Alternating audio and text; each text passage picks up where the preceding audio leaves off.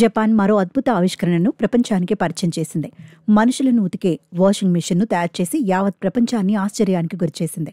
జపాన్కు చెందిన tech company science అభివృద్ధి చేసిన ఈ క్యాప్సూల్ లాంటి హ్యూమన్ వాషింగ్ మెషిన్ ఇప్పుడు అందరి దృష్టిని ఆకర్షిస్తోంది. దీనికి ఫ్యూచర్ హ్యూమన్ వాషర్ అనే పేరు పెట్టినట్లు కంపెనీ ప్రతినిధులు తెలిపారు. అయితే సాధారణంగా బట్టలు ఉతికే వాషింగ్ మెషిన్ లాగానే ఉన్న ఈ ఫ్యూచర్ హ్యూమన్ వాషర్ స్పిన్ లేకుండానే శరీరం శుభ్రం కావడం విశేషం.